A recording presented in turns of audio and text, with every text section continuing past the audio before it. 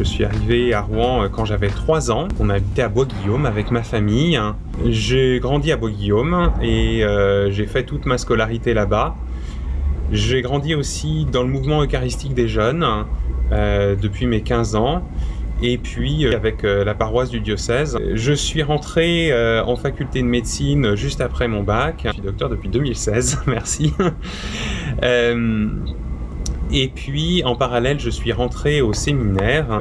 Depuis 2 ans maintenant, je suis au séminaire français de Rome, où j'étudie la théologie morale. Voilà, je fais un master en théologie à l'Alfonsianum, et c'est à côté de Sainte-Marie-Majeure, pour ceux qui connaissent Rome.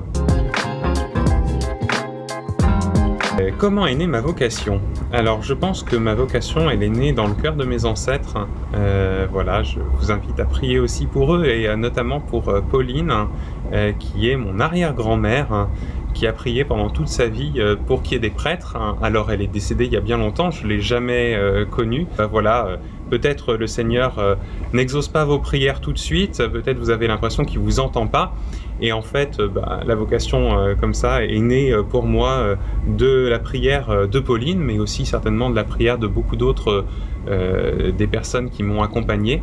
J'ai grandi en ressentant cet appel à devenir prêtre. Alors c'est difficile pour moi de dire tiens, ce jour-là en particulier j'ai eu un flash.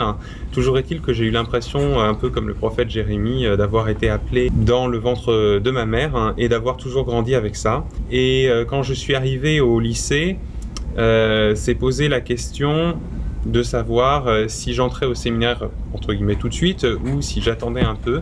J'ai choisi de faire des études de médecine petit à petit.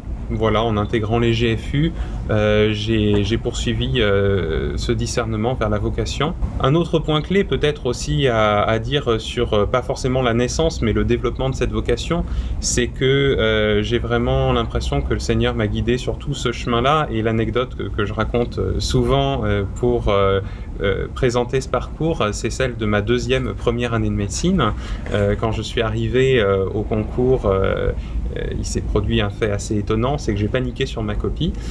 J'ai répondu au physique dans les 5 dernières minutes de l'épreuve aux questions de QCM qui n'avaient pas de points négatifs, pour éviter d'avoir une note en dessous de 0.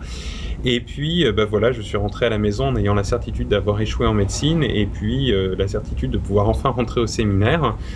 Et en fait non, j'ai réussi le concours, et je pense vraiment que c'est le Seigneur qui m'a accompagné. J'ai en fait une assez bonne note en physique, contrairement à ce que j'ai pensé pendant très longtemps.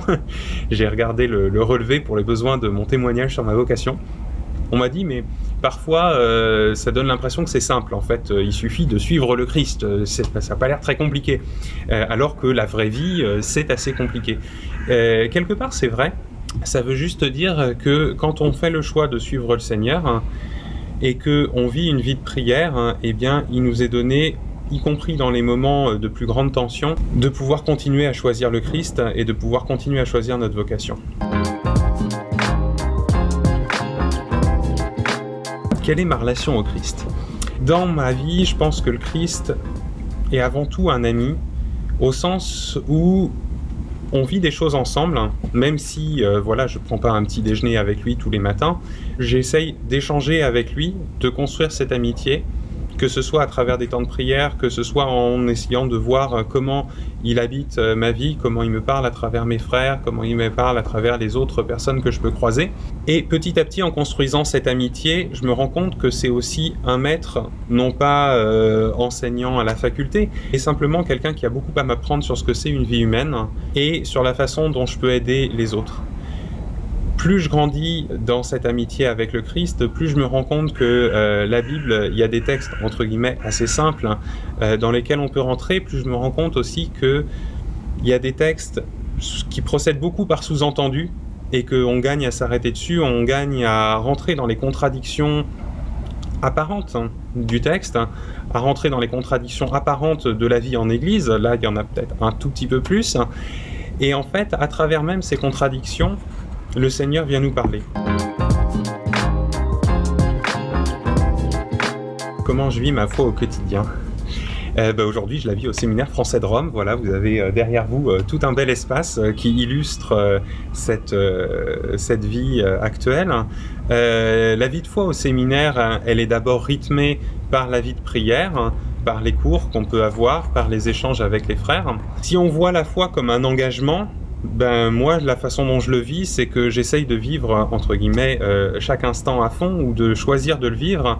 C'est très facile de s'installer à table ou de s'installer devant un cours, en plus devant un cours en ligne, et de voir passer le temps. C'est un peu plus difficile de choisir, et surtout quand c'est pas forcément intéressant, de choisir de vivre à fond, de choisir de se dire que le Seigneur m'appelle à être là, et de pas penser à tout le reste. Et après, de se poser et de se dire, ok, voilà, maintenant Seigneur, qu'est-ce que tu as cherché à me dire à travers ce moment-là en particulier? Et ça, c'est le lieu particulier de la prière. Je suis dans l'état d'esprit d'un étudiant qui a passé ses examens avant-hier et j'ai un état d'esprit très bassement matériel et normal. Pour moi, cette étape de l'ordination diaconale que j'ai devant moi, c'est une avancée importante dans cet appel et dans ce don de ma vie. Voilà, je le vis vraiment comme une étape.